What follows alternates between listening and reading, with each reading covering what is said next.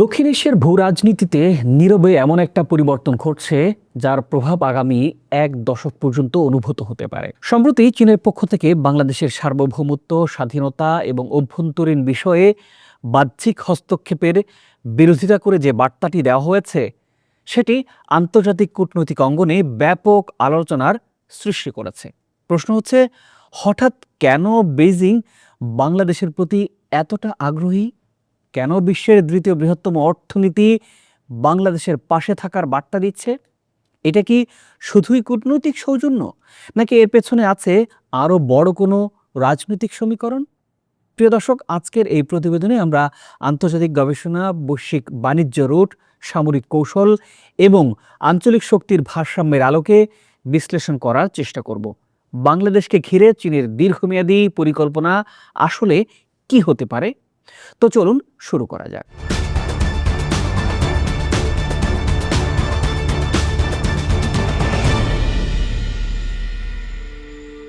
যে কোনো দেশের পররাষ্ট্রনীতি বোঝার জন্য প্রথমে তার মানচিত্র দেখতে হয়, আর বাংলাদেশের ক্ষেত্রে সেই মানচিত্রের সবচাইতে গুরুত্বপূর্ণ অংশটা হলো বঙ্গোপসাগর। বিশ্বের অন্যতম ব্যস্ত সামুদ্রিক বাণিজ্য পথের খুব কাছে বাংলাদেশের অবস্থান। পূর্ব এশিয়া, ভারত মহাসাগর এবং মধ্যপ্রাচ্যের মধ্যে সংযোগের ক্ষেত্রে বঙ্গোপসাগরের কৌশলগত গুরুত্ব গেল এক দশকে বহুগুণ বেড়েছে। চীনের অর্থনীতি এখনও আন্তর্জাতিক সমুদ্রপথের ওপর অত্যন্ত নির্ভরশীল। বিশেষ করে তাদের জ্বালানি আমদানির বড় অংশই মালাক্কা প্রণালী হয়ে চীনে প্রবেশ করে। আন্তর্জাতিক নিরাপত্তা বিশ্লেষকরা দীর্ঘদিন ধরে মালাক্কা ডিলেমা নিয়ে আলোচনা করছেন। অর্থাৎ কোনো বড় সামরিক সংঘাতের সময় যদি এই রুটটি ব্যাহত হয়, তাহলে চীনের জ্বালানি নিরাপত্তা বড় চ্যালেঞ্জের মুখে পড়তে পারে। আর এই বাস্তবতায় বেইজিং বিকল্প কৌশলগত প্রবেশ পথ ও অংশীদার খুঁজছে। আর সেই তালিকাতে বাংলাদেশের অবস্থান নিঃসন্দেহে গুরুত্বপূর্ণ। প্রিয় দর্শক, এবার আসি কেন বাংলাদেশের অবস্থান এতটা মূল্যবান। বাংলাদেশের পশ্চিমে ভারত, উত্তরে হিমালয় অঞ্চল, দক্ষিণে বঙ্গোপসাগর এবং পূর্বে দক্ষিণ পূর্ব এশিয়ার প্রবেশদ্বার। এই ভৌগোলিক অবস্থানই বাংলাদেশকে দক্ষিণ এশিয়ার অন্যতম গুরুত্বপূর্ণ একটা রাষ্ট্রে পরিণত করেছে। বিশেষ করে ভারতের উত্তর পূর্বাঞ্চলের সঙ্গে মূল ভূখণ্ডকে যুক্ত করা শিলিগুড়ি করিডোর, যা চিকেন স্নেক নামে পরিচিত, আঞ্চলিক নিরাপত্তা বিশ্লেষণে অত্যন্ত সংবেদনশীল এই এলাকাটা। বাংলাদেশে চীনের অর্থনৈতিক ও কৌশলগত উপস্থিতি বাড়লে ভারত স্বাভাবিকভাবে এই বিষয়টিকে গুরুত্বের সঙ্গেই পর্যবেক্ষণ করবে।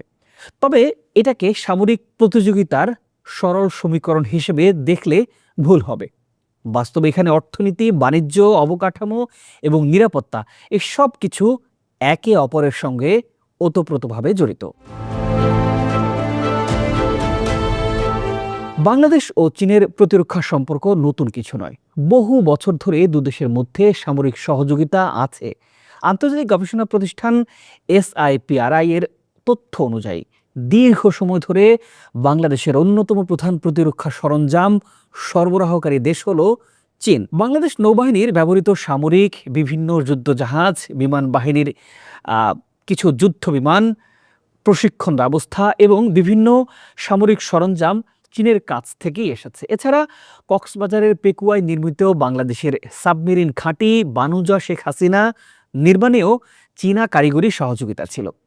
তবে এখানে একটা বিষয় পরিষ্কার করা জরুরি। অনেক সময় সামাজিক মাধ্যমে দাবি করা হয় ভবিষ্যতে এই ঘাঁটি চীনের সামরিক ঘাঁটিতে পরিণত হতে পারে। এখন পর্যন্ত এমন দাবির পক্ষে কোনো আনুষ্ঠানিক কিংবা নির্ভরযোগ্য প্রমাণ নেই। এটি বাংলাদেশের নৌবাহিনীর ঘাঁটি এবং এর পরিচালনা বাংলাদেশের নিয়ন্ত্রণেই আছে। তবে বিশ্লেষকদের মতে ঘনিষ্ঠ প্রতিরক্ষা সহযোগিতা ভবিষ্যতে যৌথ মহড়া, প্রশিক্ষণ ও লজিস্টিক সহযোগিতা আরও বাড়াতে পারে। শুধু প্রতিরক্ষাই নয়, অর্থনীতিতেও বাংলাদেশের অন্যতম বড় অংশীদার হয়ে উঠছে এখন চীন। বেল্ট অ্যান্ড রোড ইনিশিয়েটিভ বা BRI এর আওতায় বাংলাদেশে একাধিক অবকাঠামো প্রকল্পে চীনের অংশগ্রহণ আছে। পদ্মা রেল সংযোগ, কর্ণফুলী টানেল, বিভিন্ন বিদ্যুৎ প্রকল্প, শিল্পাঞ্চল এবং উৎপাদন খাতে চীনা বিনিয়োগ গেল কয়েক বছরের চাইতে উল্লেখযোগ্য হারে বেড়েছে। এদিকে বিশ্ব বাণিজ্য নতুন বাস্তবতা তৈরি হয়েছে। যুক্তরাষ্ট্র ও ইউরোপের সঙ্গে বাণিজ্যিক টানাপোড়েনের কারণে অনেক চীনা প্রতিষ্ঠান উৎপাদনের বিকল্প এখন খুঁজছে। বাংলাদেশ তুলনামূলক কম শ্রম ব্যয়, বড় কর্মক্ষম জনশক্তি এবং রপ্তানি সুবিধার কারণে তাদের কাছে আকর্ষণীয় হয়ে উঠছে। ফলে ভবিষ্যতে মেড ইন বাংলাদেশ লেবেলে শুধু বাংলাদেশের জন্যই নয়, আন্তর্জাতিক সরবরাহ ব্যবস্থারও গুরুত্বপূর্ণ অংশ হয়ে উঠতে পারে। তাহলে কি বাংলাদেশ চীনের দিকে ঝুঁকে যাচ্ছে? এটাই সবচেয়ে গুরুত্বপূর্ণ প্রশ্ন। বাস্তবতা হলো, বাংলাদেশের পররাষ্ট্রনীতির অন্যতম ভিত্তি হচ্ছে সব দেশের সঙ্গে বন্ধুত্ব, কারো সঙ্গে বৈরিতা নয়। বাংলাদেশ যেমন চীনের সঙ্গে অর্থনৈতিক ও প্রতিরক্ষা সহযোগিতা বাড়াচ্ছে, তেমনি যুক্তরাষ্ট্র, ইউরোপীয় ইউনিয়ন, জাপান, ভারত এবং মধ্যপ্রাচ্যের দেশগুলোর সঙ্গেও সম্পর্ক শক্তিশালী করছে বা রাখছে। বাংলাদেশের প্রধান রপ্তানি বাজার এখন ইউরোপ ও উত্তর আমেরিকা। একই সঙ্গে ভারত বাংলাদেশের অন্যতম বড় বাণিজ্যিক অংশীদার এবং প্রতিবেশী রাষ্ট্র। অর্থাৎ ঢাকা চেষ্টা করছে কোনো একক শক্তির উপর নির্ভর না করে ভারসাম্যপূর্ণ কূটনীতি বজায় রাখতে। সাম্প্রতিক সময়ে বাংলাদেশের প্রসঙ্গে চীন যে বার্তা দিল, সেই বার্তার প্রকৃত অর্থ আসলে কি, সেটি একটু আমরা জানার চেষ্টা করি।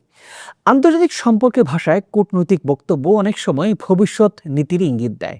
চীন যখন বাংলাদেশের সার্বভৌমত্ব ও অভ্যন্তরীণ বিষয়ে বাহ্যিক হস্তক্ষেপের বিরোধিতা করে, তখন সেটি শুধু বাংলাদেশের উদ্দেশ্যে নয়, আঞ্চলিক ও বৈশ্বিক শক্তিগুলোর প্রতিও একটা রাজনৈতিক বার্তা হতে পারে। বেজিং বোঝাতে চায় যে দক্ষিণ এশিয়ায় তাদের কৌশলগত অংশীদারিদের সাথে সম্পর্ক আরও গভীর করার পরিকল্পনা আছে।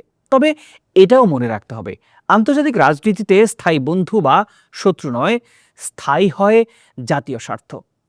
চীন যেমন নিজেদের কৌশলগত অর্থনৈতিক স্বার্থ দেখবে, তেমনি বাংলাদেশকেও নিজেদের সার্বভৌম অর্থনৈতিক উন্নয়ন এবং নিরাপত্তাকে সর্বোচ্চ অগ্রাধিকার দিতে হবে। সবকিছু মিলিয়ে একটা বিষয় পরিষ্কার, বাংলাদেশকে ঘিরে দক্ষিণ এশিয়ার ভূ রাজনৈতিক গুরুত্ব দ্রুততার সাথেই বাড়ছে।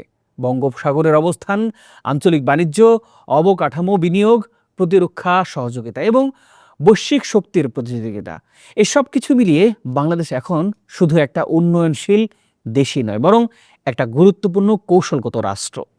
চীন বাংলাদেশের সঙ্গে সম্পর্ক আরও গভীর করতে চাইছে, এটা স্পষ্ট এখন। তবে এর অর্থ এই নয় যে বাংলাদেশ কোনো পরশক্তিরও প্রভাব বলয়ে একমুখীভাবে চলে যাচ্ছে, বরং আগামী দিনের সবচেয়ে বড় চ্যালেঞ্জ হবে সব পক্ষের সঙ্গে সম্পর্ক বজায় রেখে নিজেদের জাতীয় স্বার্থকে সর্বোচ্চ অগ্রাধিকার দেওয়া। এখন প্রশ্ন আপনাদের কাছে, চীন এই অবস্থায় বাংলাদেশের জন্য বড় কূটনৈতিক সুযোগ, নাকি ভবিষ্যতে নতুন ধরনের ভূ রাজনৈতিক চাপের একটা সূচনা? বিষয়টি নিয়ে নিশ্চয়ই আপনি আপনার মূল্যবান মতামত জানাতে পারেন। প্রিয় দর্শক, এই প্রতিবেদনটি আপনার কাছে যদি তথ্যবহুল মনে হয়, তবে লাইক ও প্রিয়জনদের সাথে শেয়ার করতে পারেন এবং আরও বিশ্লেষণধর্মী প্রতিবেদনের জন্য আমাদের চ্যানেলটি সাবস্ক্রাইব করে রাখার আন্তরিক অনুরোধ রইল। ভালো থাকুন, সুস্থ থাকুন, দেখা হবে পরের পর্বে।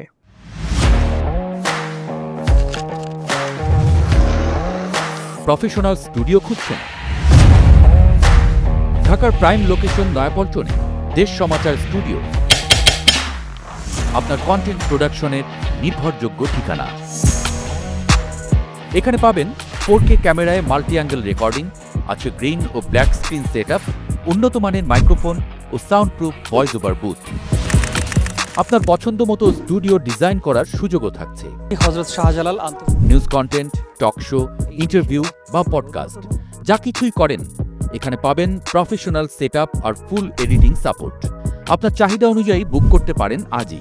কল কিংবা হোয়াটসঅ্যাপ করুন এই নাম্বারে 017202106557। ভিজিট করুন আমাদের ওয়েবসাইট ও ফেসবুক পেজ।